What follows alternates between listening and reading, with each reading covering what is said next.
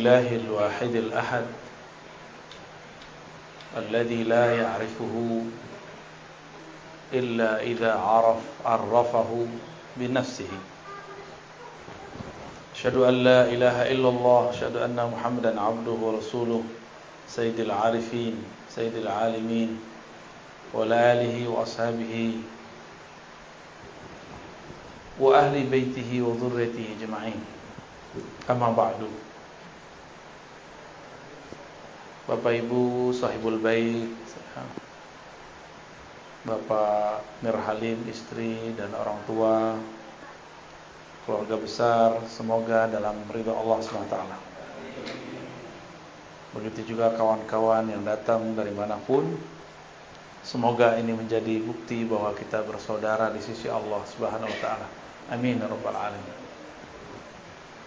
Sungguh indah, jauh dari negeri Madinah, tapi nama Rasulullah masih didendangkan dengan suara yang merdu, dengan suara yang sangat-sangat nikmat, ya.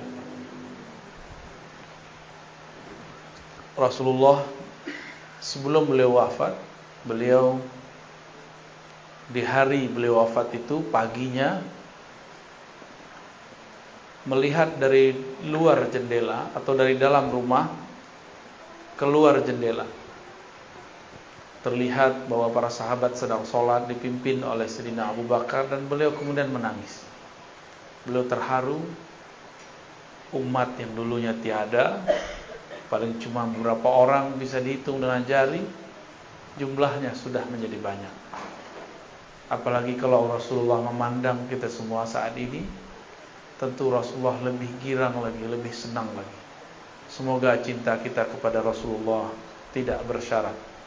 Cinta yang tulus, cinta karena kita berterima kasih kepadanya. Sallallahu ala sayyidina Muhammad. Apa tema kita, Pak? Mau tentang apa?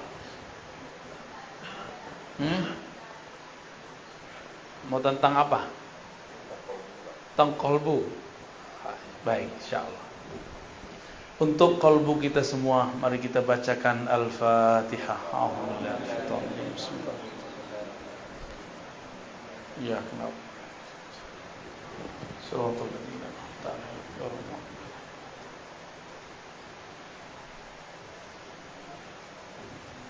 Ya. Ini ada whiteboardnya, ada spidolnya enggak? Ada. Ya udah, tahan dulu deh, enggak apa ya. Qalbu bahasa Arab artinya sesuatu yang berubah. Satu. Arti keduanya, qalbu adalah sesuatu yang elastis. Apa arti elastis? Lentur. Itu maknanya. Berubah-ubah, elastis. Apabila qalbu mengalami suatu kerinduan sekarang, bisa jadi nanti tidak, gitu. Maka mumpung sedang rindu, sampaikan lafaz-lafaz kerinduan, salawat kepada baginda Rasulullah sallallahu alaihi wasallam. Kadang sholat gak khusyuk, di saat sholat khusyuk, sholat selama-lamanya, karena mungkin itu tidak terulang lagi seumur hidup.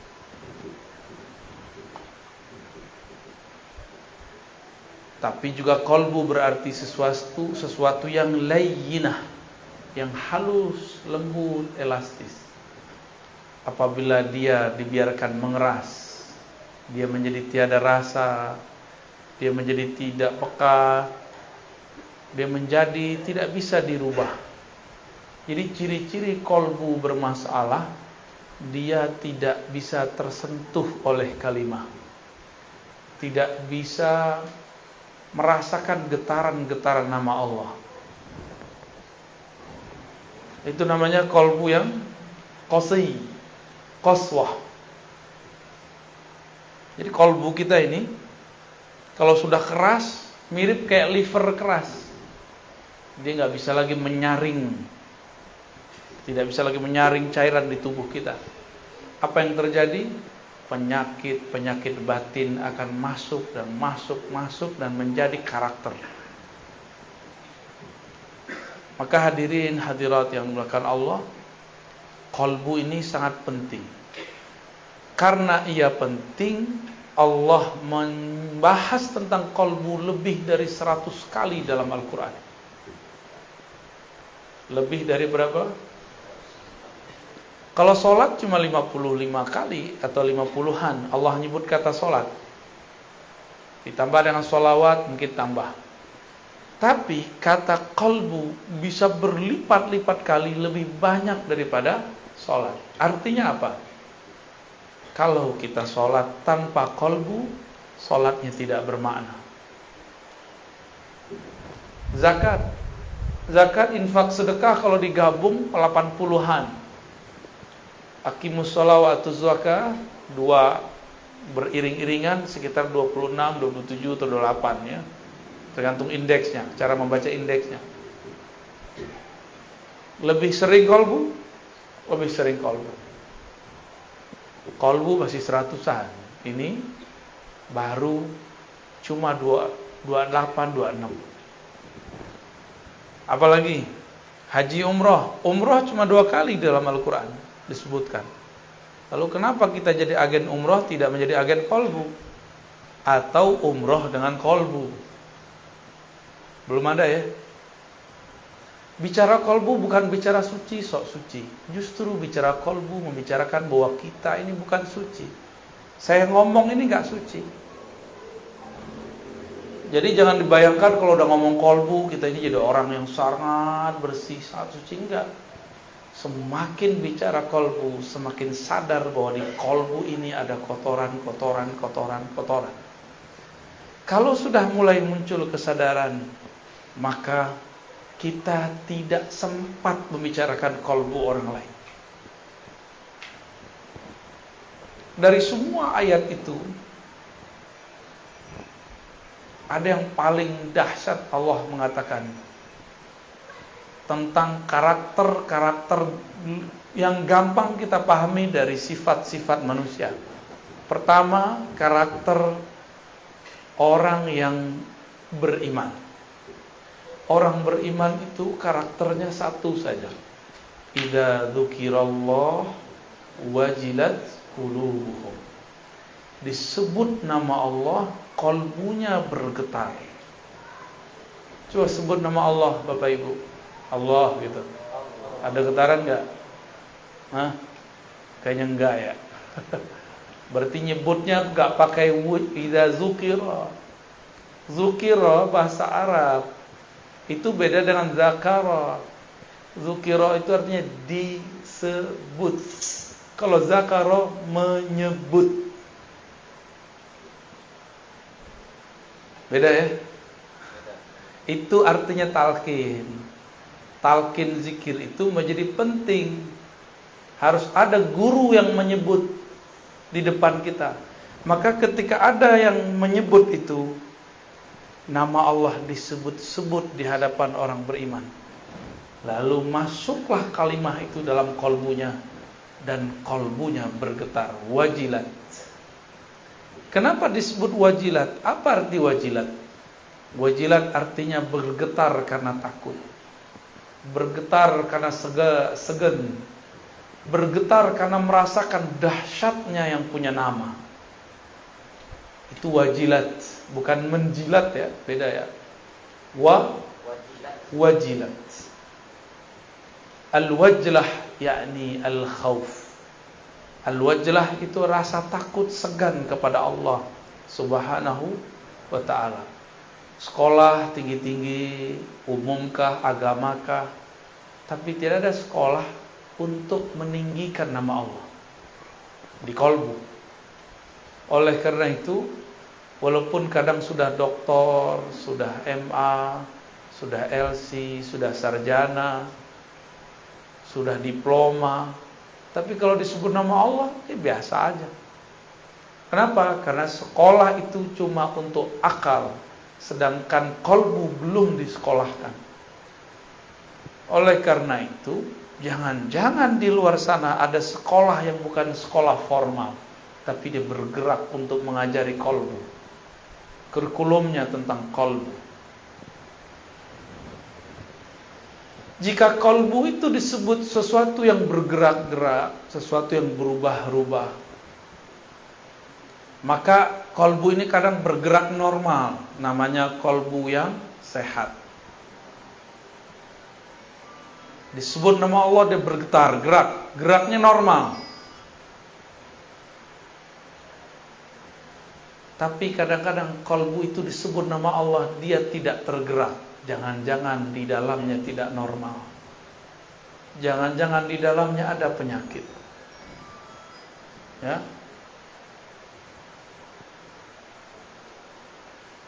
Dimatiin aja, Pak. Ya, dimatiin aja, ya. Siap? Aman? Ya, fokus ya. Ini lagi ngomong kolbu, lagi genting ini, ya. Kolbu itu bergerak cepat sekali, Pak. Bapak senang, saya sekarang bisa benci dalam sesaat. Bapak benci seseorang bisa senang dalam sesaat. Begitu cepat gerak di kolbu. Maka hati-hati bicara kolbu itu, ya. Kolbu kalau sehat disebut nama Allah, dia bergetar. Tapi kalau tidak, dicurigai ada penyakit di dalamnya.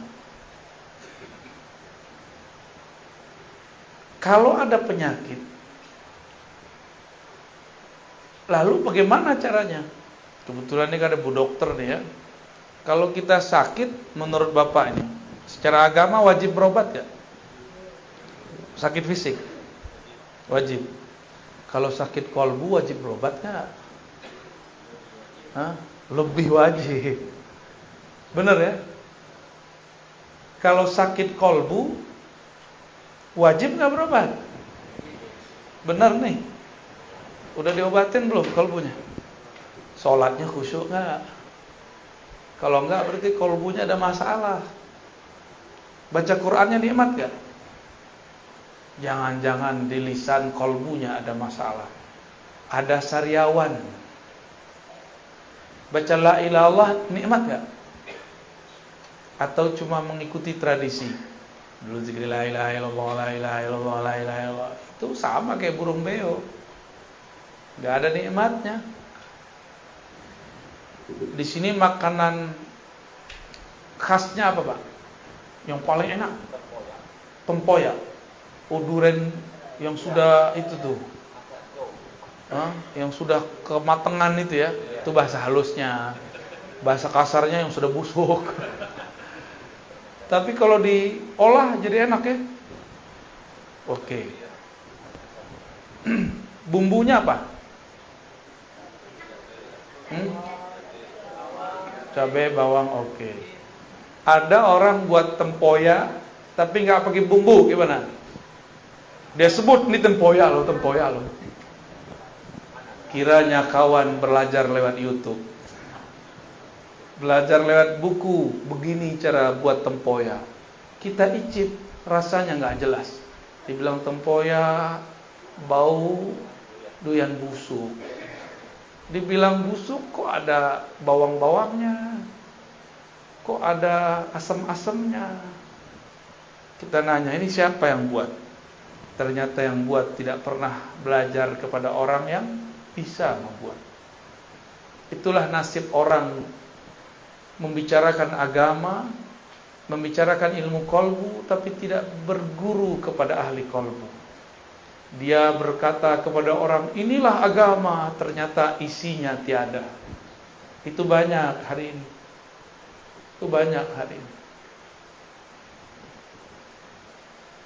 Ingin menikmati la ilaha illallah, tapi tidak dengan teknik dan bumbu-bumbunya. Jadi bumbu la ilaha itu ada. Bumbunya istighfar. Penikmatnya apa? Yang bikin lezat, micin, tahu micin ya? MSG. Kalau kita masak tuh ada masako, apa lagi tuh? Ajinomoto, jadi iklan ya. Itu bumbu-bumbu membuat nikmat. Sama-sama tempoyak, tapi jika bumbunya berbeda, yang buat berbeda, Hasilnya beda. Oke, sekarang ada dua orang sama-sama pintar buat tempoyak. Bumbunya sama, rasanya tetap beda? Tetap beda. Itulah yang membuat kenapa ada orang tertarik dengan satu zikir si fulan tapi tidak tertarik dengan zikir si fulan yang lain. Sebab cara mengolahnya berbeda. Ya. Qalbu ini ia secara gerak digerakkan antara jari-jari Allah. Kita tidak tahu makna jari, kita serahkan maknanya kepada Allah. Tapi kalau disebut jari, ini jari Bapak Ibu, gampang dipegang nggak? Bisa dilempar nggak? Bisa. Bisa dibuang. Apabila kolbu ada di antara genggaman-genggaman Allah, maka kolbu ini hanya bisa dikuasai oleh Allah. Jadi kita sendiri tidak bisa menguasai kolbu. Bapak ini bilang, ibu ini bilang, saya hanya senang ini, saya benci si fulan. Ternyata ketemu dia kita tersentuh. Bisa nggak begitu? Sering. Dulu saya nggak suka durian. Tahu-tahu dipaksa sama orang siapa dulu, orang tua apa kakak saya dulu, masukin ke mulut. Dicicip lo enak. Bentuknya nggak enak, tapi pas dicoba enak. Kadang-kadang begitu Pak. Tempoyaknya sudah enak, beda koki nggak masalah, dibuat oleh ahlinya. Tapi lidah kawan sedang sariawan, bisa nggak menikmati? Kalau dia mengatakan kok nggak enak, masalahnya di mana? Lidah. Yang harus diobati, yang dimasalahkan lidah atau tempoyak. Tapi banyak orang menyalahkan tempoyak dan yang masak tempoyak. Si Buya tuh, Kiai itu, Ustadz tuh tidak bagus tekniknya. Padahal kolbunya yang lagi masalah. Ya, sering nggak begitu? Sering. Kita kalau belajar zikir, kalau kolbu sudah sehat, dia tinggal makan. Namun kolbu ini ada selera. Nih, air. Airnya bersih. Tapi gelasnya kotor. Kita tuang air ke dalam gelas, mau minum nggak?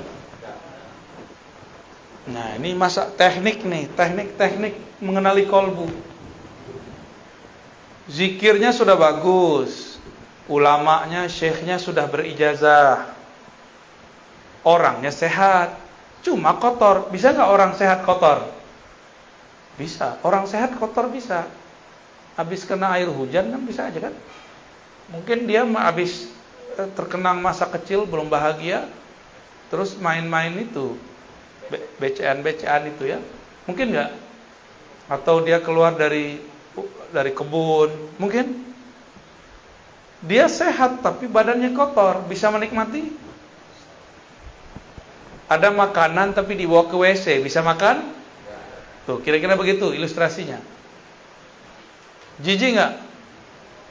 Maka kalau kita belajar zikir, kolbunya dicuci dulu, dibersihkan dulu. Jangan kayak orang mau makan di dalam WC, pasti nggak mau makan dia. Dia sehat.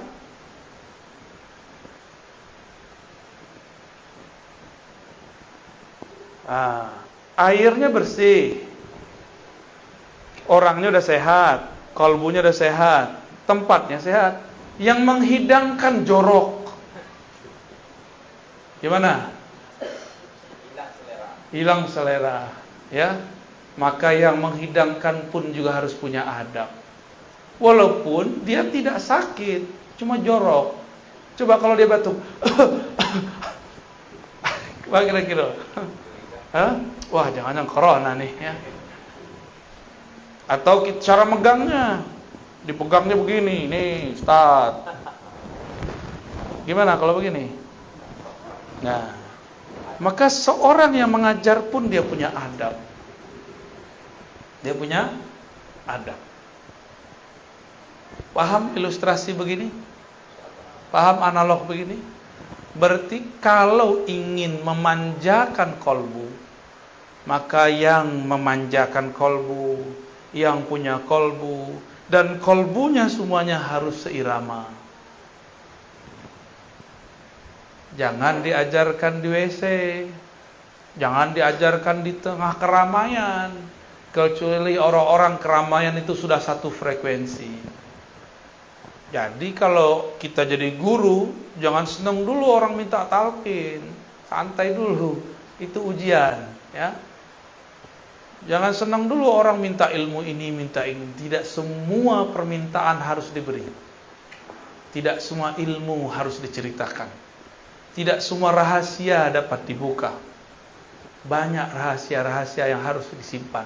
Namanya rahasia, kalau dibuka masih rahasia enggak? Kalau kita bagi-bagi permata di tepi jalan, dikira apa? Kaca. Betul ya? Dihargai enggak? Habis diambil mungkin dilempar.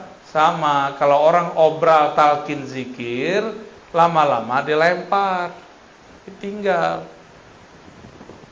Itu kejadiannya zaman Nuh. Zaman kalau orang tidak memberikan penghargaan ke dalam kolbunya, itu yang terjadi. Maksud saya sederhana Bapak Ibu, kolbu ini spesial. Allah kalau ngajak ngobrol makhluknya, itu yang diajak ngobrol kolbunya.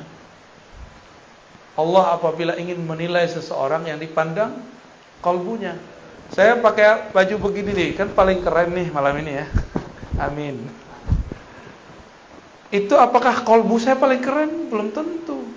Yang Allah pandang kolbu.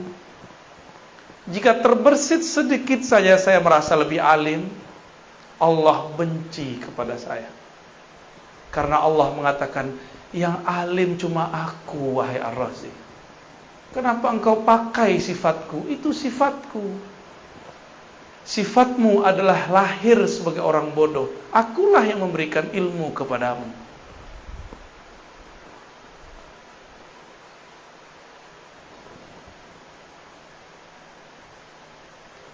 Rasa nikmat zikir adanya mirip dengan kita kalau makan. Nah, ini pertanyaan nih Bapak Ibu. Kalau makan tempoyak, enak itu di tempoyak, di lidah, di piring, atau di orang yang nyajiin?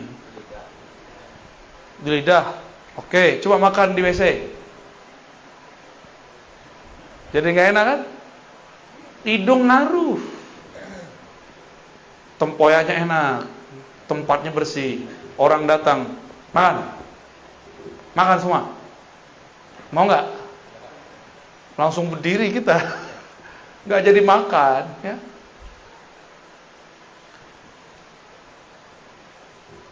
Maka semua ini perlu ada tekniknya. Kolbu di dalam Al-Quran ada kolbu mukmin, ada kolbu yang kedua, kolbu munafik. Saya setiap hari menuduh diri saya munafik, karena di hati lain, di pikiran lain. Cuma sudah terburu jadi doktor, dipanggil Buya, Tuan Guru, akhirnya terpaksa lah ngajar. Aslinya saya nggak berani ngomong ini. Kalau hitung-hitung diri itu nggak berani ngomong. Cuma pulang kembali, ilmu kan milik Allah, suci milik Allah. Jika Allah maha suci, kita berarti maha ternodai. Maka dengan itulah saya datang kepada Allah dan saya minta izin, ya Rabb, ana abdukal faqir al-muznib. Ya Allah, aku hambamu banyak dosa, alim pun tiada, ya. Makom tinggi pun tidak, tapi orang husnuzan. Maka dengan ketinggianmu ya Allah, dengan kemuliaanmu ya Allah, aku menumpang. Di situ. Berharap Allah menyertakan kita dalam kemuliaannya. Berharap Allah menyertakan kita dalam kealimannya. Berharap Allah menyertakan kita dalam zikir-zikirnya. Itu sebenarnya kenapa wajib istighfar. Jadi secara ilmu fikih istighfar itu sunnah, tapi secara ilmu qalbu istighfar wajib. Kenapa wajib? Saya tadi nanya, bisa nggak Bapak Ibu makan piringnya kotor? Orang gila bisa. Ya, orang gila per piring bagus nggak? Tapi kalau orang waras, miskin pun dia, kita hidangkan makanan yang enak, tapi piringnya kotor, tersinggung nggak dia? Tersinggung, kecuali ente majnun, ya. In kunta majnunan, fala ba'sa bih. Ya. Kolbu berpenyakit. Apa penyakit kolbu? Penyakit kolbu beda dengan penyakit badan. Kolbu itu penyakitnya dimulai dari penyakit iblis. Yang pertama kali punya penyakit adalah iblis. Ya. Nah, Bapak Ibu, kita kan bukan iblis. Kenapa disamakan dengan iblis? Ada rahasianya.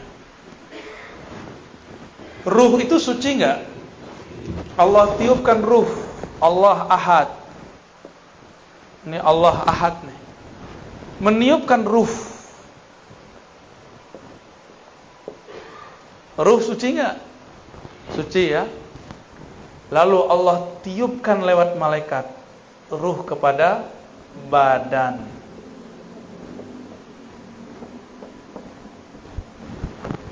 Tapi sebelum masuk ke badan, ini ada jarak di sini.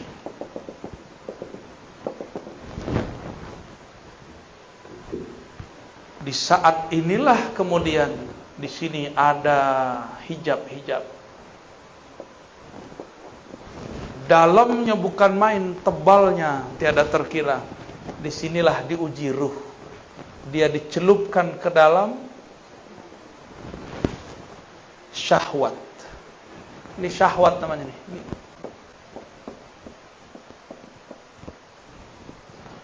Ternyata syahwat itu berkaitan dengan badan. Semua yang ada di sini berkaitan dengan badan. Apabila ruh ditiup ke dalam badan, bernamalah dia jiwa. Gitu, ya. Jiwa itu punya kiblat sentral. Sentralnya namanya qalbu. Ya. Asalnya ruh ini suci, tapi dicelupkan ke dalam syahwat. Maka syahwat itu terkait dengan badan. Ketika Allah tiupkan ke dalam tubuh ini, nyatu dengan otak. Di otak ada syahwat nggak? Keinginan rendah. Jadi syahwat bahasa Arab artinya keinginan rendah. Nyatu dengan mata. Di mata ada syahwat. Mata senang lihat yang jelek atau yang cantik, yang gagah, yang indah. Indah itu apa? Ya. Kalau bagi Bang Adam alaihissalam indah itu Hawa. No, Adam namanya orang PPIR. Ya.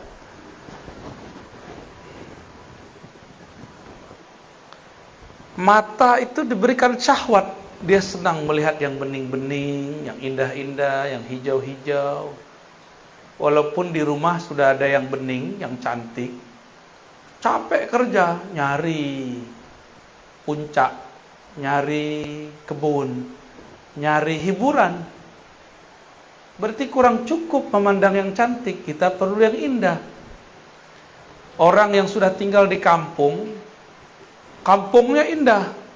Dia semua di kampung itu orangnya rancak-rancak, cuma kurang seksi. Maka dia pergi ke kota ingin mencari yang rancak-rancak plus seksi. Hitung-hitung cuci mata, Pak. Ya, benar begitu. Jujur aja nggak apa-apa kok. Hah? Enggak iya gitu. Ketika ditiupkan ke dalam badan, maka dia dicelupkan ke dalam syahwat. Sampai ke tangan suka megang. sampai ke perut, suka makan, sampai ke kemaluan, sampai ke kaki, terus semuanya. Tidak ada kita yang selamat daripada kata syahwat, nggak ada. Mursyid, apalagi mursyid itu lebih besar ujian syahwatnya. Percaya nggak? Karena makannya paling enak. Kalau ada tamu datang masih makanan paling enak, ya nggak? Kalau ada fasilitas paling enak. Tapi si mursyid ujiannya paling berat. Paling berat ujiannya mursyid. Kalau mursyid dosa, dosanya lebih besar. Tapi kalau mursyidnya ahli ma'rifat, dia tahu cara pulang kepada Allah Subhanahu. Di situ si mursyid paham bahwa jadi mursyid bukan berarti jadi orang suci. Jadi mursyid berarti tahu cara mensucikan diri. Itu yang beda mursyid dengan bullshit. Beda-beda tipis.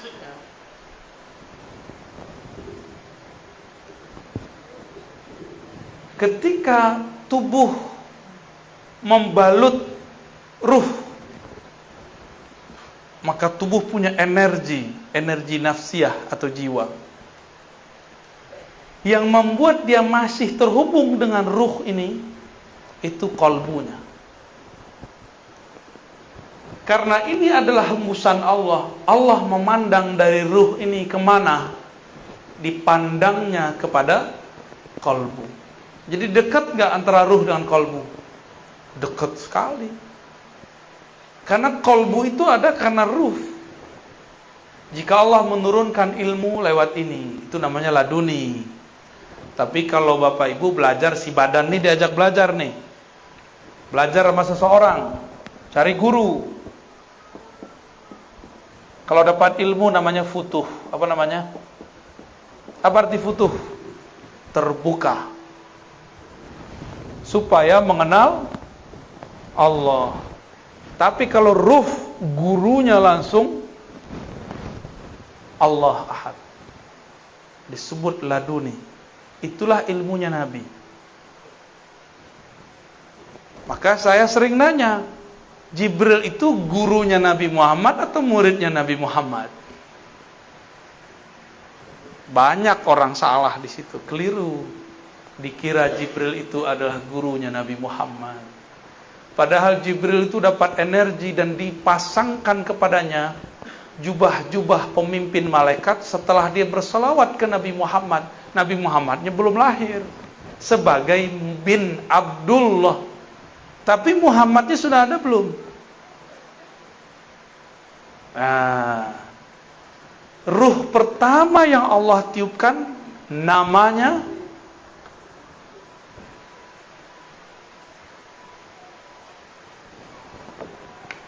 terima kasih. Ahad ini Allah Ahad ya. Qul huwallahu. Allah meniupkan wahyu ruh pertama. Hembusan pertama Allah itu namanya mirip-mirip Ahad tapi ditambah dikit mim. Ahmad. Jadi apa beda antara ruh pertama dengan Ahad? Mim.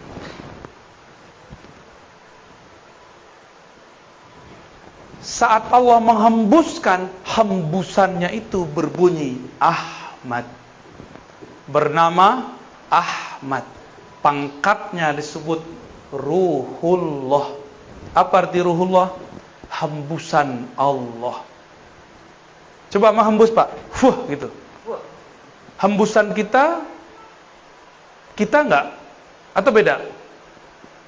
Coba ambil misalnya plastik. Kita pindah ke dalam nggak? Paham? Ini yang tidak dipahami oleh kelompok kebatinan yang kegeeran jadi Tuhan, jadi Allah. Paham? Ini ilmu awalnya benar. Di dalam diri kita ada hembusan Allah. Betul. Tapi hembusan bukan Allah. Ahmad laisa bi ahad.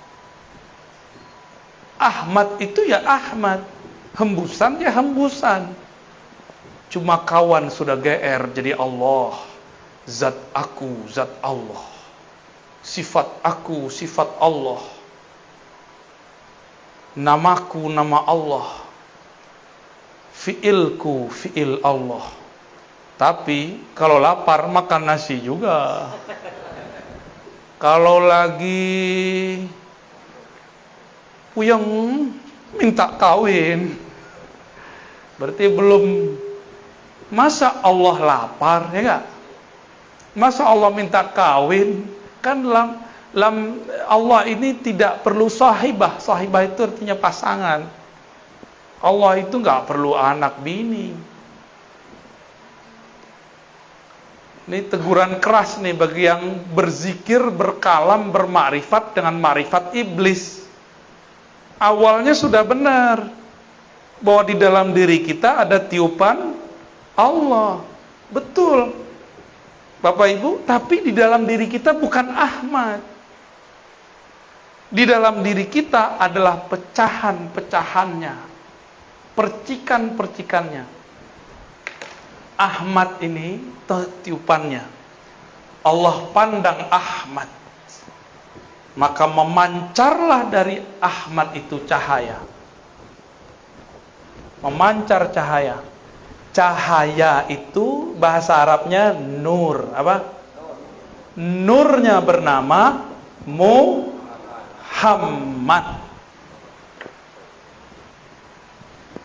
Gitu ya.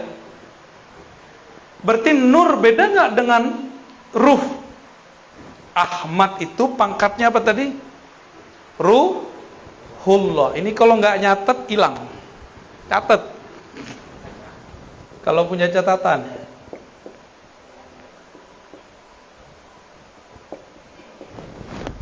Kalau nggak terpulang catat ya. Masih saya ingat nggak? Waduh, buka YouTube. Antum cerdas juga ya. Aneh gaptek juga lupa kalau ada YouTube. Ahmad ini apa pangkatnya? Ruh, dan dia satu. Dari ruh inilah kemudian menyebar nur. Nur ini kemudian kita sebut Nur Muhammad. Dari ruh itulah kemudian terpercik hembusan-hembusan kecil. Itulah jadinya kita. Maka kita ini bersumber dari Ahmad. Maka Ahmad ini ada sebutannya biar faham. Kalau kita keluar dari perut seseorang, yang mengeluarkan namanya apa? Ibu. Ibu apa batu? Ibu. Beneran. Itu istilah aja ya. Ahmad ini disebut dengan ummur ruh atau ummul arwah. Ibunya ruh. Bukan berarti dia melahirkan, bukan. Ini istilah aja. Bahwa ruh bersumber dari bukan dari ahad. Jangan GR ya. Jangan GR dulu, kawan udah GR, dalam diriku ada ahad. Cemen. Gak ngerti makrifat namanya. Sok terlalu nafsu mau jadi fana dan baqo dalam Allah Subhanahu wa ta'ala. Belum, masih jauh perjalanannya. Ini perjalanan yang disebut innalillahi wa inna ilaihi. Jadi berpulang kepada Allah harus paham ini. Inilah yang ada di kolbu Nabi Muhammad sallallahu alaihi wasallam. Maka Sayyidina Isa punya ayah enggak? Secara fisik enggak punya ayah. Tapi kalau ruh sudah terpercik ke dalam perut Sayyidatuna Maryam, dia pasti jadi walaupun enggak ada ayahnya.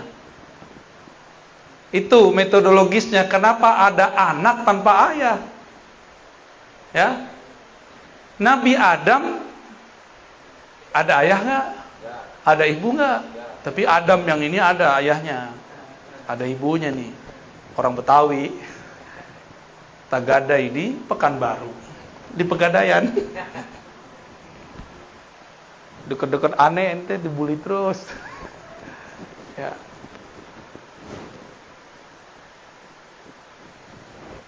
Percikan ruh Ahmad itu yang intinya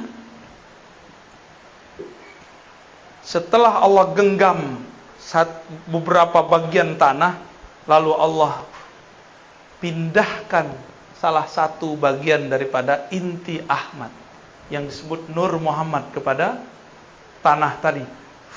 Jadilah dia Adam. Apa yang dibaca dalam itu? Kun. Ya. Itulah kenapa ada orang muncul di dunia tanpa ayah, tanpa ibu. Itu sejarahnya. Secara metodologinya begitu. Yang penting Sang Ahmad memercikkan salah satu hembusan darinya, maka terjadilah semuanya.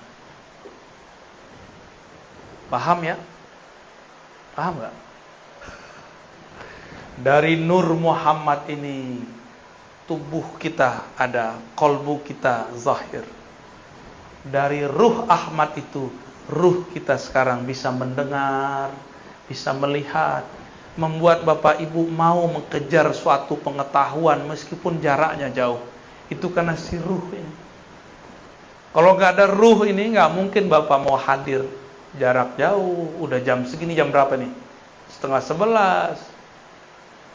Karena ruh ini gak ada harinya dia. Hari dia cuma satu.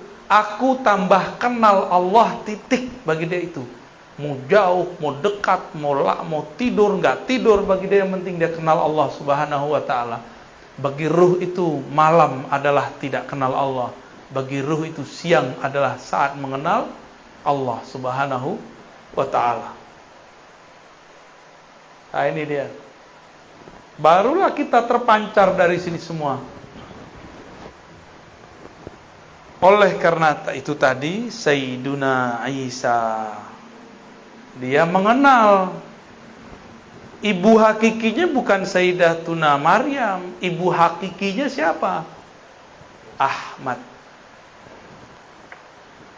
Maka dia mengatakan, aku mengabarkan kepada kalian mubasyirun. Dengan apa aku mengabarkan? Bi rasuli ya'ti min ba'di ismuhu Ahmad. Akan datang seorang bernama Ahmad. Jadi Nabi Isa itu enggak menyebut nama Muhammad karena dia tahu dia langsung dari Ahmad. Itulah yang diakui oleh Kubas atau Kufas ibn Asyam. Engkaukah yang lebih tua dari Rasulullah atau Rasulullah lebih tua dari engkau? Jawaban beliau apa? Kufas ini waktu Abraha masuk bawa gajah ke Mekah, dia lihat. Berarti dia udah jadi anak-anak. Nabi Muhammad baru lahir tahun gajah. Tuaan mana? Ibnu Asyam. Tapi ketika Ibnu Asyam ditanya, ente lebih tua, kamu lebih tua, engkau lebih besar, atau Rasulullah? Apa jawaban beliau? Kalau lebih tua Rasul. Tapi kalau lahir duluan aneh. Bingung gak tuh? Lebih tuaan Rasulullah. Tapi kalau lahir tuaan aku. Berarti Ibnu Asyam, Kufas atau Kubas Ibn Asyam paham ilmu yang namanya umur ruh. Umur daripada ruh. Bahwa ruh ini kadang ada yang lebih tua, ada yang lebih muda. Ruh yang lebih tua, ruh yang faham. Maka siapa yang ditakdirkan faham malam ini, ruhnya sudah ditakdirkan dewasa. Tapi kalau ini Buya ini ngomong apa ini? Berarti Anda belum cukup umur, wahai ruh. Selamat belajar lagi. Nah, dari sinilah kemudian muncul alam semesta, ya. Alam. Kita di alam ini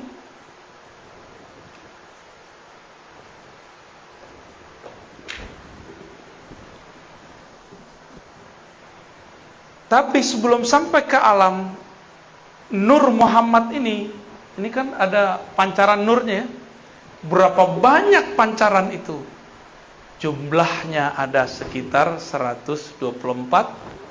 Jadi pancarannya 1, 2, 3, 4. Kalau dihitung 124.000. Ini di alam nur loh ya. Ini di alam nur. Ketika nur itu ditiupkan bersama ruh. Jadi nur itu adalah wadahnya ruh. Ruh itu dibawa.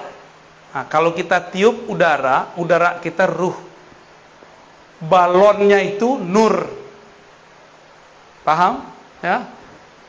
Kalau balonnya warna merah, kelihatan hebusannya warna merah. Kalau dia warna hitam, dikira orang warna hitam. Kayak gitu aja modelnya.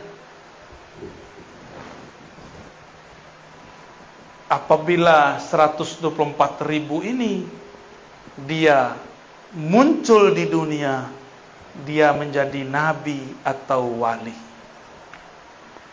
Oleh karenanya jumlah nabi berapa? 25 itu yang ditulis di Quran, yang wajib diketahui. Berapa jumlahnya?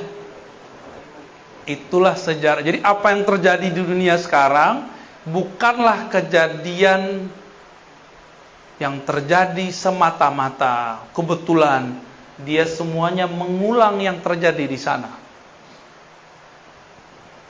Kalau ruh kita dulu itu, jadi ketika ini ruh terpancar, maka dia berkeliling. Jadi tadi nur ini berkeliling ini. Mirip dengan tawafnya manusia tawaf di Ka'bah. Ini Ka'bah nih, ya. Anggap aja ini benar ya. Kita tawaf ke kiri apa ke kanan? Berapa kali? Berapa kali? 7 kali. Ka'bahnya fisik itu dia di Mekah. Ka'bahnya jiwa adalah kolbu. Ka'bahnya kolbu adalah fuad. Ka'bahnya fuad bernama lub. Ka'bahnya lub bernama sir. Ka'bahnya sir, disitulah ilmu mengenai ruh Ahmad. Silakan pusing. Jadi dulu nih muter nih. Ada yang dia jauh, tiba-tiba dia mendekat. Maka lahir di dunia. Dia lahir sebagai orang kafir, terus mu'alaf. Ada yang lahir sebagai muslim, tiba-tiba keluar dari barisan, berarti dia besok lahirnya murtad. Gitu. Terus sejarah orang murtad secara ilmu hakikat ya. Orang-orang yang di sini yang dekat, yang bisa menyentuh Ka'bah rohani yang bernama Ahmad. Ini Ahmad namanya. Ya. Jika nur kita, ruh kita dulu sempat memeluk, mencium Ka'bah bernama Ahmad, maka lahir 2 aja. Jadi habaib atau jadi ulama. Udah aja. Ustaz, saya bukan habib, bukan ulama. Terus gimana? Emang antum bisa protes? Kok nggak lahir sebagai habib? Bisa nggak? Kan nggak bisa. Kenapa saya bisa ngerti baca kitab, antum nggak bisa ngerti? Ya itulah takdir, bro. Itulah takdirmu, nak. Nggak juga begitu ya. Itu ngulang-ngulang aja. Yang sudah haji umroh, kalau kita tambah dekat ke Ka'bah, muternya tambah cepat atau tambah lama? Jadi orang yang muter di sini, dia baru separuh, kita udah selesai 7. Ya, kalau kita di situ. Semakin mendekat kepada sumbernya, semakin cepat, semakin asik. Lelah pun tiada terasa. Jadi ini perputarannya panjang nih, lama. Hitungannya puluhan ribu, mungkin puluhan juta tahun kalau dihitung di dunia. Jadilah kita sekarang nih. Jadi kalau ada orang sekarang dia menyesalkan dirinya, bunuh diri, itu orang gak paham itu. Kalau dia muncul di sini, itu anugerah besar. Ya. Pasang alarm, tadi katanya jam 11. Tahu-tahu dirubah, nasikh mansuh. Padahal jarang pegang. Saya handphone tuh yang penting bagi saya alarm, ya. Kalau Bapak Ibu untuk apa? Komunikasi. Waduh, canggih ya. Ada nggak handphone to Allah? Boleh dihapus, Pak? Ya, silakan dihapus. Berkah antum bagus ya. Aneh minum dulu ya, paling enak. Nah, ini kan nikmat begini nih. Antum nggak minum, aneh minum. Hah? Yang minum ruh apa jiwa? Mulut. Nggak enaknya diliatin. Kalau ntar ada kumisnya ntar tuh ya. Bismillahirrahmanirrahim. Mantap. Yang begini nggak ada di Jakarta nih. Kayaknya harus dibungkus banyak. Nggak suruh datang lagi. Yang buat abang aneh.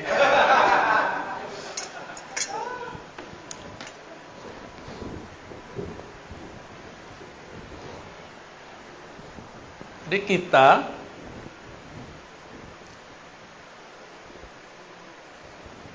yang ada ini, kalau ada nur Muhammad yang asli di dalam, bukan bayangan nur, bukan pantulan nur, pasti mencari ilmu tentang ini. Maka saya berhusnuzon yang hadir ini di dalamnya ada percikan nur itu. Amin. Alhamdulillah. Apa kata Nabi? Allahumma ja'alni nura. Ya Allah, jadikan aku adalah nur. Padahal beliau memang sudah nur. Ibu Rasulullah mengatakan, ketika engkau lahir, hai Muhammad, aku melihat nur. Jadi Nabi Muhammad lahir, mohon maaf nih Bu Dokter, percaya apa enggak ya? Waktu lahir, Aminah tidak melihat darah, yang dia lihat cahaya. Ada enggak makhluk begitu? Ya ada. Maka saya sering nanya nih, Nabi Muhammad nama Nabi Isa. Nabi Muhammad dan Nabi Isa. Muliaan mana? Nabi Muhammad lebih mulia atau Nabi Isa? Nabi Isa punya ibu siapa? Maryam. M. Nabi Muhammad punya ibu namanya Aminah. Nabi Isa dimanjakan ibunya karena ibunya mengandung Nabi Isa. Gimana cara Allah memanjakannya? Ini mohon maaf nih Pak Pamir Halim, kalau Bu Dokter dulu lagi ngidam dicariin nggak? Cariin ya. Hujan aja dicariin. Di ujung negeri aja dicariin. Maryam, Sayyidatuna Maryam lagi ngidam. Ngidam buah apel, ngidam buah anggur. Suami nggak punya. Yang tanggung jawab siapa? Maka Allah utuslah Jibril. Jibril, ambil buah-buah surga terbaik, berikan kepada kekasihku Maryam. Dia sedang mengandung kekasihku Isa. Maka ketika Sayyiduna Zakaria masuk ke mihrab, ke kamarnya Maryam, dia heran. Belum hamil tuh, belum hamil. Apalagi setelah hamil. Belum hamil, dia mau apa dikasih, disiapin biar rahimnya bersih, biar rahimnya tercipta, terbuat, tersusun dari nutrisi-nutrisi surga. Ditanya sama Nabi Zakaria, anna laki hadza, wahai anakku, kira-kira begitu, anak ponakan maksudnya ya, dari mana engkau memperoleh buah-buah ini? Apa jawabannya? Dari sisi Allah subhanahu wa ta'ala, maksudnya dari sorga. Jika Sayyidatuna Maryam dimanjakan Allah, disiapkan untuk mengemban, untuk menyimpan di perutnya Nabi Isa, apalagi setelah hamil. Kira-kira Allah mungkin gak memperlakukan lebih sempurna kepada Aminah? Mungkin itu wajib. Kalau versi saya wajib. Muliaan Nabi Isa atau Nabi Muhammad? Beneran? Ya. Kalau Nabi Isa dipersiapkan ibunya dengan makanan-makanan surga, kira-kira Aminah gimana? Lebih dahsyat lagi. Lebih dahsyat lagi. Itu maksud saya. Cuma riwayat-riwayatnya memang banyak yang kemudian tidak terekap dalam kitab-kitab hadis. Hanya direkap oleh sebagian ulama sirah nabawiyah. Tapi lumayan itu membantu. Malam pertama Aminah hamil. Langsung didatangi oleh Sayyidina Jibril. Apa kata Jibril? Wahai Aminah, yang engkau kandung itu bukan Isa, Nabi Bani Israel, bukan Musa, bukan Ismail. Yang engkau kandung itu adalah Muhammad, Sayyidul Alamin, Sayyidul Anbiya wal Mursalin, penghulu alam semesta, penghulu para nabi, penghulu para rasul. Berarti Aminah sebelum Nabi lahir udah percaya belum? Jadi yang pertama beriman itu dengan kenabian kerasulan Nabi Muhammad itu adalah Aminah, bukan Khadijah, bukan Abu Thalib, bukan Abu Bakar. Bukan. Yang pertama siapa? Aminah. Cuma ada orang kurang ajar hari ini ya. Mereka bilang apa? Orang tua Nabi masuk berdasarkan beberapa hadis-hadis yang bisa dikritisi pemahamannya. Oke. Nabi Isa dipersiapkan tubuhnya oleh Allah masuk ke dalam rahim yang mana pemilik rahimnya Maryam memakan buah-buah surga. Itulah sebabnya Nabi Isa tubuhnya kuat. Hanya Nabi Isa yang diizinkan Allah nanti bunuh Dajjal. Kenapa dia doang yang kuat? Tapi di atas dia ada Mahdi. Al-Mahdi itu pewaris langsung Nabi Muhammad. Jadi nanti Nabi Isa kalau lihat Mahdi yang kelihatan sama dia Nabi Muhammad. Sirnya itu, wah ini Nabi Muhammad nih. Tapi kok mukanya beda dikit ya? Cuma dilihat nasabnya, oh masih nasab Nabi Muhammad. Terlihat nama dia itu Nur Ahmad, Nur Muhammad Sallallahu Alaihi Wasallam. Itulah rahasianya kenapa saya tulis Muhammad di atas, Isanya di bawah. Al-Mahdi itu nanti pewaris. Ditaruh pewaris itu keadaan di kiri aja ya. Mahdi, Al-Mahdi. Walaupun dia bukan seorang nabi, tapi dia mewarisi nabi, pemimpin para nabi. Gimana kira-kira? Makanya Nabi Isa tetap jadi makmum. Nabi Muhammad udah nggak kelihatan, Al-Mahdinya ada. Nanti yang jadi makmum tetap Nabi Isa, yang jadi imam tetap Al-Mahdi, karena dia pewaris mutlak Nabi Muhammad Sallallahu Alaihi Wasallam. Pewaris mutlak. Jika Nabi Muhammad ada pewarisnya Al-Mahdi, Nabi tadi ada berapa jumlahnya? 124 ribu. Di akhir zaman inilah yang akan berjuang. Namanya wali. Jumlahnya berapa? Yang besar-besar 124 ribu. Selebihnya pasukan tim Hore. Lumayan tim Hore. Ya. Jangan dibayangkan 104 ribu itu doktor. Belum tentu. Ada yang doktor, ada yang enggak. Jangan dibayangkan itu mursyid. Belum tentu. Ada yang mursyid, ada yang tidak. Jadi jangan kecil hati dulu. Siapa tahu di antara kita ini ada yang pewaris 124 ribu. Apa kata Nabi? Al-ulama warasatul anbiya. Ulama-ulama itu mengenal Allah, karena itulah mereka dianggap pewaris nabi-nabi yang kenal Allah. Jadi yang diwarisi bukan gelar doktor. Nabi bisa baca kitab kuning nggak? Kitab kuning belum ada di zaman Nabi. Belum ada kan? Belum. Belum apa udah ada? Kalau udah ada, berarti bukan Nabi Muhammad tuh. Jadi siapa yang bisa baca kitab kuning di sini? Jangan GR dulu. Antum belum tentu pewaris Nabi Muhammad. Nabi Muhammad itu ummi.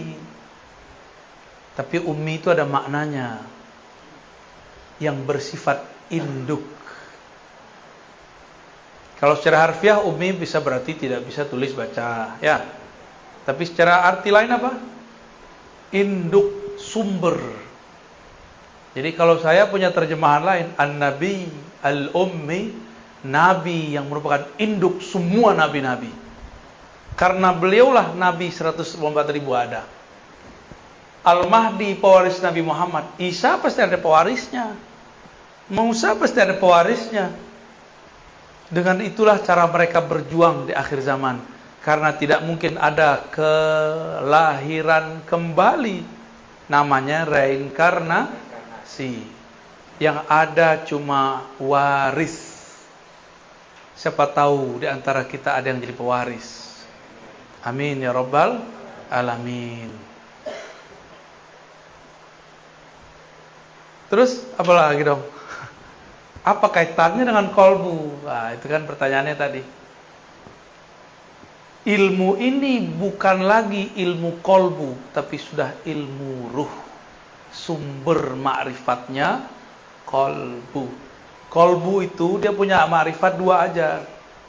Dari Allah pasti lewat ruh. Dari selain Allah pasti lewat akal dan panca indera. Baca kitab lewat panca indera enggak? Baca, maka belum tentu orang yang bisa baca kitab jadi orang alim. Siapa tahu jadi sombong. Ya benar. Ada nggak ketemu orang baca kitab sombong? Banyak, salah satu yang di depan. Astagfirullah. Kalau ada sombong, antum sombong.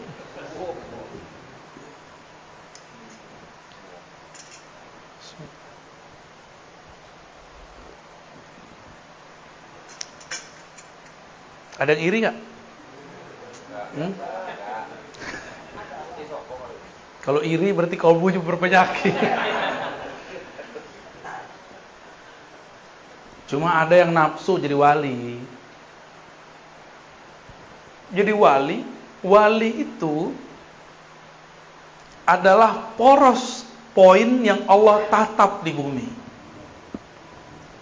Jika dulu Nabi adalah qulubul alamin, jantungnya, kolbunya alam, meninggal para nabi. Nabi-nabi sudah wafat belum? Wafat.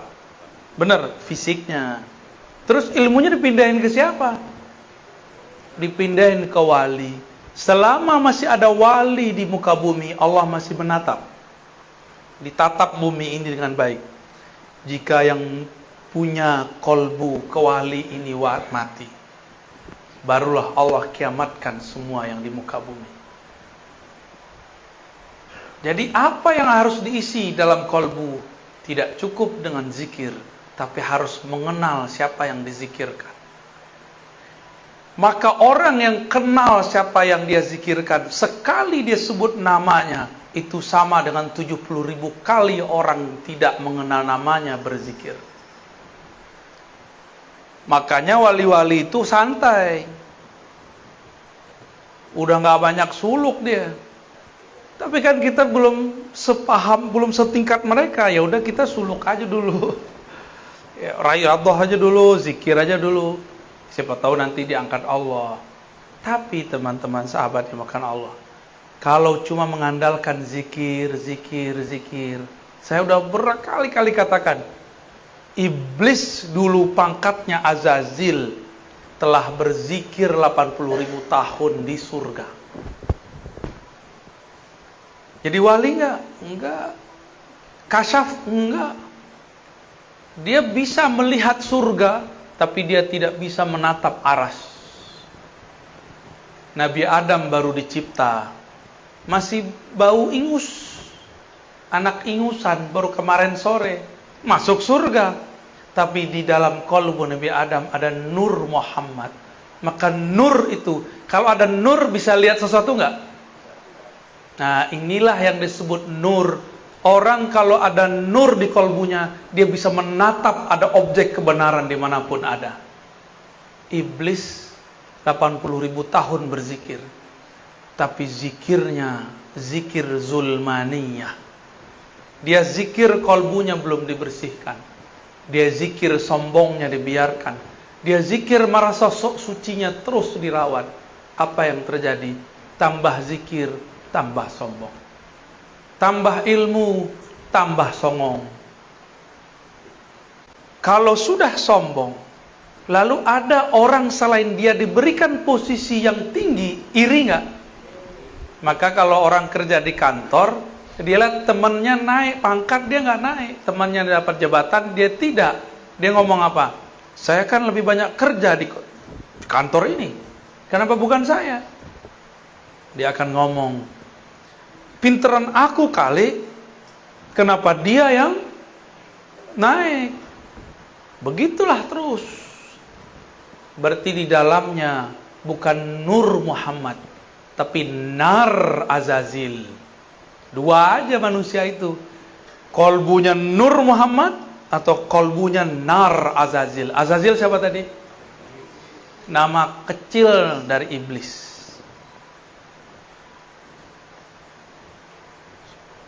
Gimana kira-kira? Yang suka nyolot terus, tahu nyolot? Marah puluh.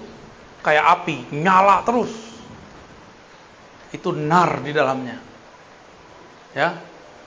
Maka kalau kajian nama yang punya nar Azazil, panas kepala kita. Tapi kalau ngaji dengan yang punya nur Muhammad, kepala boleh panas, tapi kolbu, ruh girang. Ada getaran-getaran indah di dalam. Getaran-getaran kerinduan kepada Allah Subhanahu wa ta'ala. Wali itu kolbunya alam. Kolbunya wali, tatapannya Allah. Ruhnya wali adalah percikan dari hembusan-hembusannya Allah. Maka jika si wali ini punya kolbu, dia kenal siapa yang dia sebut. Sama seperti yang dikatakan dalam hadis. Ini penutup kajian kita. Apa kata Nabi? Tidurnya orang yang alim lebih bagus, lebih afdol daripada ibadahnya orang yang jahil. Ada orang alim, arif, main-main aja. Tapi dia kenal siapa yang mencipta alam. Kenal itu dimulai dari kenal nama. Semakin banyak nama yang dikenal, semakin tinggi ma'rifat. Kalau cuma nama alif lam lam ha, itu baru satu ma'rifat. Allah. Harus kenal lagi Ar-Rahman. Harus kenal lagi Ar-Rahim. Harus kenal Minal 99. Baru namanya ma'rifatul asma. Baru satu nama diajarin guru, udah merasa alim aja. Belum, masih jauh. Ada lagi nama di dalam nama. Nama di balik nama. Ibarat manusia, ini baru manusia, belum Allah. Bang Adam ini di sini namanya Bang Adam. Di tempat kerja manajer. Di rumah Abi atau Babi. Hah? Abi ya? Bab Abah. Oh. Maaf Bang ya. Semoga kamu sakit hati Bang. Nanti aku obati Bang. Karena dia orang Betawi. Masa kecil panggil Tong. Bukan tong sampah, bukan. Tong. Dulu dia suka bersilat. Dipanggil Jawara. Jawara lidah. Pinter ngomong, panggil lidah. Di organisasi pangkatnya tinggi, dipanggil ketua. Tuh banyak nama nggak? Kalau saya kenal semua sudut itu, berarti saya kenal dengan orang namanya Adam. Kalau baru tahu namanya Adam, berarti pengenalannya baru satu arah. Paham analognya? Jadi Bapak Ibu, ilmu yang kita dapat sekarang baru sedikit dari yang sedikit. Wa ma utitum minal ilmi illa qalila. Wa ma utitum, tidaklah kamu diberikan ilmu itu kecuali sedikit. Dengan sedikit itulah kita datang kepada Allah. Kalau Allah terima, dia jadi banyak. Ya. Maka Bapak Ibu yang makan Allah, saya yang jahil ini, saya yang banyak dosa ini, meminta kepada Allah supaya Allah ampuni dosa saya dan kita semua. Saya yang jahil ini, yang tidak punya ilmu ini, meminta kepada Allah, semoga semua yang hadir Allah jadikan arif billah, kenal kepada Allah. Enggak kenal sekarang, semoga kenal sesaat sebelum wafat.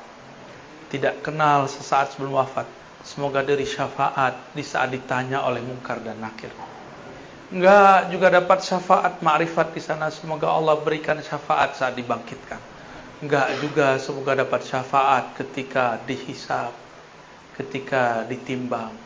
Enggak juga semoga Allah kasih syafaat ketika jalan melintasi sirat al-mustaqim, as-sirat. Allahumma amin ya rabbal alamin. Al-Fatihah.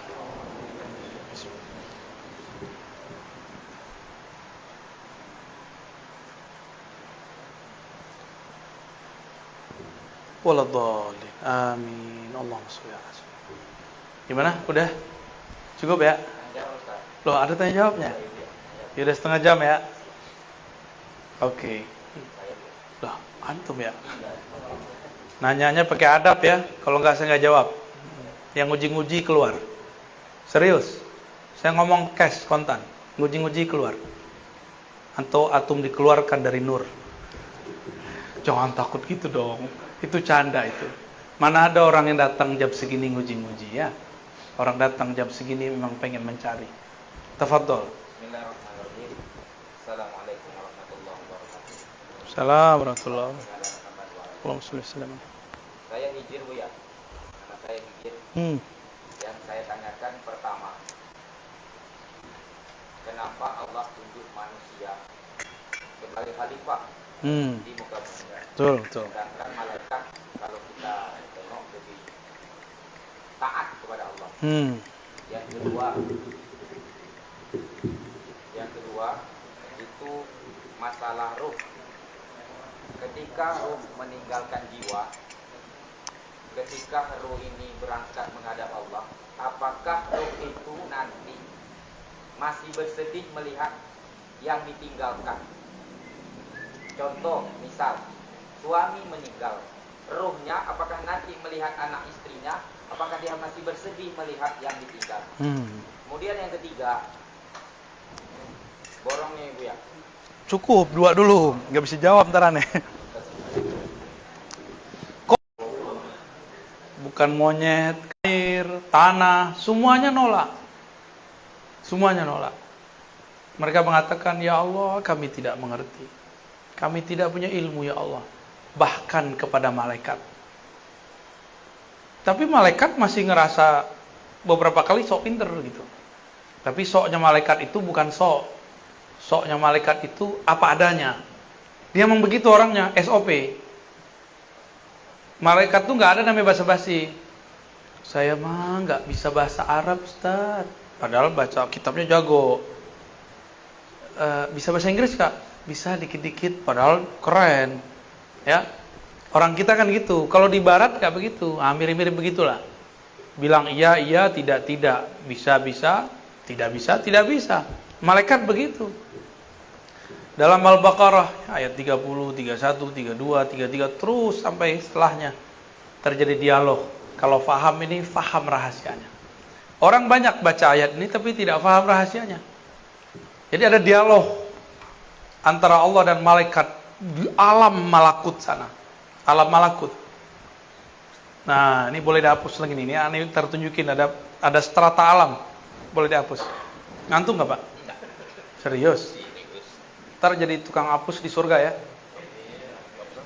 Nah, hapus whiteboard. Jadi asisten kita ntar. Amin. GR aja masih masuk surga. Amin.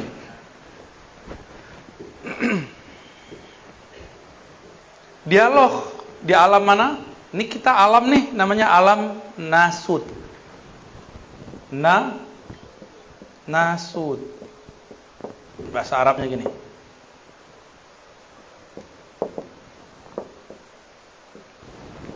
Nasud, nas, manusia. Disebut juga dengan alam nyata. Ini alam ini nih, alam kita. Coba dipegang mukanya, ada nggak? Ayo pegang lagi yang pasti dong. Benar. Itu alam apa tuh? Alam nyata. Bahasa ininya? Nasu. Di atas alam ini, nah, ini ada alam kepalsuan di sini. Ada alam namanya malakut. Malakut kata malak berarti malaikat. Alam malaikat, malaikat. Ini alamnya.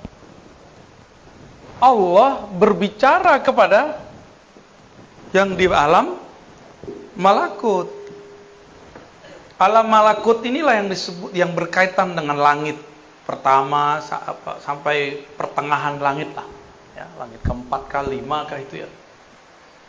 Apa kata Allah? Wahai para malaikat, aku mengumumkan akan memilih di muka bumi seorang khalifah dalam kurung dari manusia. Apa kata malaikat? Malaikat ngomong apa? Dia protes. Tapi ini protesnya protes lugu. Jadi malaikat tuh lugu. SOP. Kata malaikat, ataj'alu fiha may yufsidu fiha wa yasfikud dima. Ya Rabb, apakah engkau tega menjadikan di muka bumi khalifah, pengurus di muka bumi, orang-orang yang suka membunuh dan merusak? Nah, ini rumah kan bagus nih, ya. Bagus kan? Bener. Ini tembok dari mana nih? Dari pasir. Pasirnya dari mana? Dari sungai atau dari gunung? Gunungnya diuruk pindahin ke sini. Bagi manusia disebut pembangunan. Bagi malaikat disebut penghancuran. Paham? Semen. Gresik itu udah nggak ada gunung. Gunung di sono itu semua gunung pasir. Udah nggak ada gunungnya. Bukit-bukit itu udah nggak ada. Saya kan punya teman hidup orang dekat sono. Ya. Itu udah nggak ada, udah pindah ke Tuban. Di Tuban masih banyak bukit-bukit. Itu yang jadi bahan semen Gresik itu. Bukit kapur ya. Bagi manusia disebut apa? Pembangunan. Tapi bagi malaikat disebut perusakan.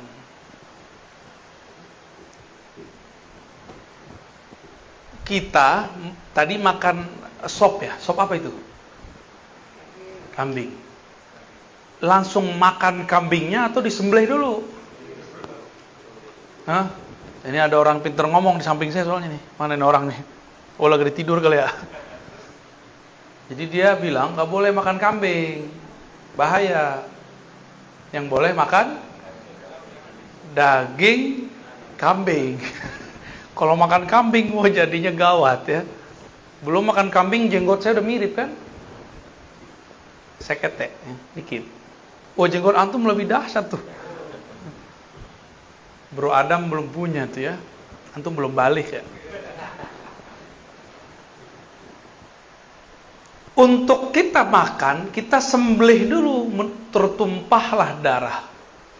Bagi malaikat, ya Allah, apakah engkau tega menjadikan pengurus di muka bumi yang akan bunuh-bunuhin hewan ntar? Bahkan kalau perlu mereka bunuhin orang yang punya hewan itu. Ini kan lagi rame nih, ya, politik Indonesia lagi rame, ngungkip yang masalah lama, masa-masa zaman-zaman presiden sebelumnya. Ternyata banyak saksi-saksi yang mati nggak jelas. Ada kasus korupsi, saksi-saksi kuncinya mati nggak jelas. Tiba-tiba mati aja gitu. Jadi kalau perlu, manusia itu untuk bertahan hidup, nggak hanya nyembelih kambing. Kalau perlu yang punya kambing disembelih. Begitu cara manusia bertahan hidup. Disebut bertahan hidup. Kalau ada buaya dibunuh manusia, namanya perburuan. Ya. Tapi kalau ada anak kecil dimakan sama buaya, namanya apa? Memangsa. Suka-suka kita aja buat istilah ya. Jadi manusia ini emang menang di istilah. Bener ya? Kalau bapak ibu ini makan ayam nggak? Makan ikan nggak? Kalau ada orang dimakan ikan gimana? Kita beritanya gede ya. Tapi ada nggak berita Bro Adam diberitakan memangsa ikan mujair? Ada nggak? Nggak ada. Kita kalau panen, kita sabet tuh ya, disabit tuh rumputnya, ilalangnya, padinya dipotong, diambil. Bagi kita itu namanya panen. Bagi malaikat ini merusak. Udah jelas kuning-kuning bagus kok dipotong. Ini beda perspektif. Lalu malaikat ngomong. Apa kata malaikat? Wa nahnu nusabbihu bihamdik wa nuqaddisu lak. Di sini ya kita tahu karakter alam malakut adalah karakter zikir. Wirid. Ya, wiridan mulu, zikiran mulu. Soleh lah ya. Alam malakut ini suka zikir. Maka semua zikir tarekat yang ada lafaznya itu diambil rata-rata dari alam malakut. Jadi kita baca apa nih? Subhanallah. Itu amalannya orang sini nih. Malaikat di sini. Jadi Nabi kalau naik, turun pasti bawa lafaz zikir. Ada zikir yang dipakai oleh malaikat pembawa rezeki. Ada caranya. Mau diajarin? Wah, tangkup nggak, khawatirnya nggak mantap kalau antum yang baca. Ya, kurang yakin soalnya. Nabi turun dari alam malakut, turun Nabi cerita. Ada malaikat fulan, namanya zikirnya adalah Subhanallah bihamdi subhanallah azim. Subhanallah, subhanadzil izzati wal jabarut. Ada lagi zikirnya pakai takbir, Allahu akbar kabira, subhanallah bukratan wa asila. Macam-macam. Itu Nabi pas turun diramulah menjadi amalan sholat. Kata malaikat ini nggak makan, nggak minum, nggak bosan. Jadi malaikat tuh mirip kayak anak kecil yang gigih. Ada punya anak kan? Dia kalau pengen apa misalnya? Pengen jajan coklat. Dia zikir coklat. Umi coklat, Abi coklat. Sejam juga bisa dibaca tuh. Nah, itu karakter malakut itu.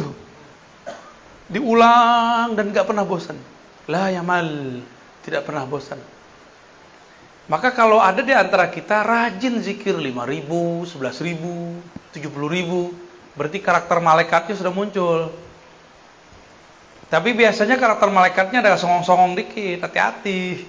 Apa kata dia? Ya Allah, kenapa bukan kami? Kami kan ahli zikir.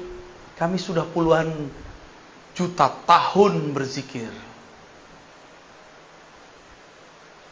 Itu wa nahnu nusabbihu bihamdik wa nuqaddisu lak.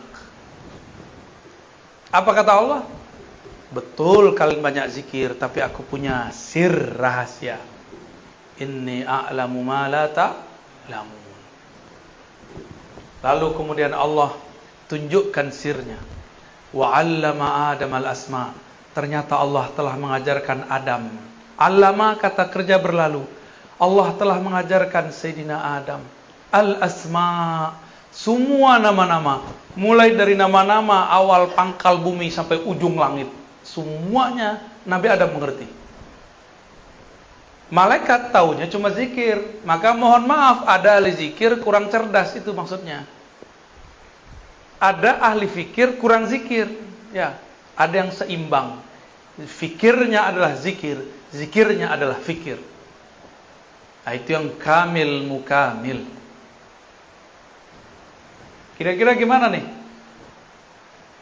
Kenapa malaikat gak dapat? Coba, bisa gak lihat masjid surau pesantren, rajin baca kitab, rajin zikir, tapi WC-nya jorok, pernah nggak lihat? Pernah lihat? Berarti dia kebanyakan zikir, kurang fikir, kebanyakan wirid. Orang kalau wirid sibuk sama diri sendiri, nggak ngurusin alam. Kalau malaikat yang nanti jadi khalifah di muka bumi, ada pertengkaran di luar sana, dia zikir aja subhanallah, subhanallah, subhanallah. Dia nggak urus tuh. Tapi kalau manusia ada orang tengkar, dia islah. Gitu. Kalau malaikat ada orang misalnya nebang pohon, langsung dihajar. Tapi kalau manusia ditanya dulu kenapa mau nebang pohon. Oh, mau buat rumah di sini. Kalau ada di transaksinya, beda caranya.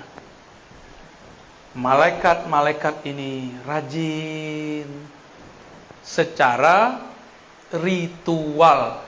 Maka orang soleh secara ritual belum tentu dapat memimpin gerakan-gerakan sosial. Adam itu diajar Allah nama. Ini masalahnya, ini nama penyelesaiannya. Ini kekurangannya, ini nama untuk menyempurnakannya. Nabi Adam. Jadi Nabi Adam itu yang pertama diajar oleh Allah. Itulah sebabnya kenapa manusia yang dijadikan khalifah. Jadi paham? Ya. Terus yang kedua tadi apa? Kayaknya pertanyaannya antum dong, udah habis waktu ini. Yang kedua apa tadi? Meninggal. Mau coba mati dulu biar ngerasain. Gak usah jauh-jauh. Nih coba lihat. Kita ninggalin rumah, di rumah lagi susah, sedih nggak? Kita naik bus, kita naik pesawat, tapi di rumah kita orang lagi susah, sedih nggak ngeliatnya? Sedih. Kenapa dulu lagu-lagu merantau itu sedih-sedih semua? Bener nggak? Merantau, rata-rata. Kalau di bahasa kampung situ kan enak tuh, pulanglah udah.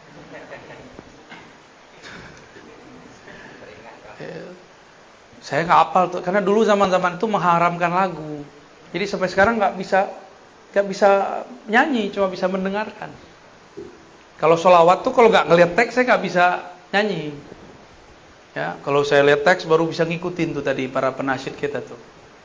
Sallallahu. Itu saya ngeliat dulu baru bisa, kalau nggak ngerti ya. Karena udah keblok di sini tuh udah keblok. Dulu pernah mengharamkan musik. Alhamdulillah ketemu orang-orang yang ahli dalam ilmunya. Saya kemudian bisa memperbaiki sedikit, tapi nggak bisa lama. Nggak bisa. Udah. Walaupun dulu pernah bernasyid, tapi kan sebelumnya pernah mengharamkan. Ketika ruh berpisah dari badan, itu mirip orang meninggalkan kampungnya atau satu negeri. Itu permisalan pertama. Yang kedua, orang kalau meninggalkan badannya, itu mirip-mirip kayak orang bangun, tapi di negeri yang dia nggak tahu negeri mana. Ada juga yang begitu. Jadi orang mati itu kayak orang bangun tidur. Pas bangun dia bingung.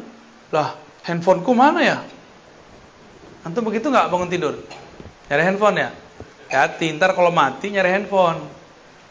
Dibentak sama malaikat mungkar nakir. Hei, nyari handphone di sini. Lihat nih gua, siapa?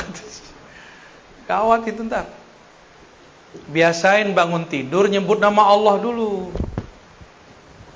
Apa bacaan bangun tidur?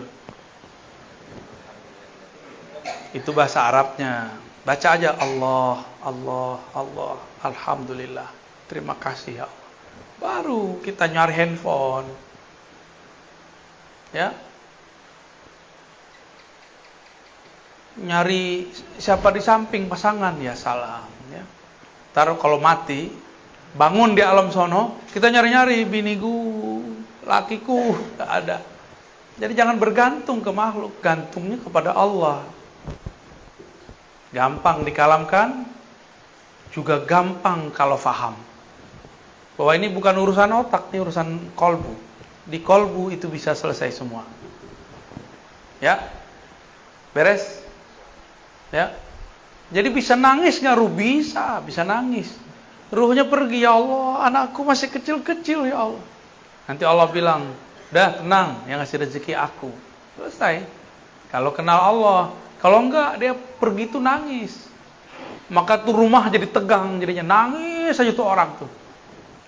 Beberapa orang kadang-kadang ditunjukkan oleh Allah Subhanahu wa taala. Jadi biasain kalau tidur nggak mikirin yang negatif, cukup berpikir positif. Nggak usah pikirin besok makan apa, besok kerja apa, jalanin aja. Ya Allah, aku mau tidur. Nasibku esok aku serahkan kepada Engkau. Tidur, baru tidur nyenyak namanya. Tidur nggak nyenyak itu kalau banyak pikiran. Ya, cukup? Udah cukup. Tambuah. Udah satu lagi deh, ada yang dari ibu-ibu nggak? Ada dari ibu-ibu.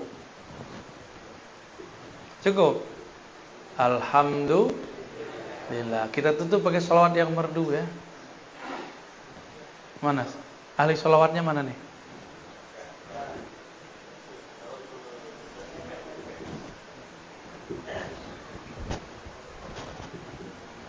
Sallallahu Nabi Muhammad Sallallahu ala Muhammad Sallallahu alaihi wasallam Sallallahu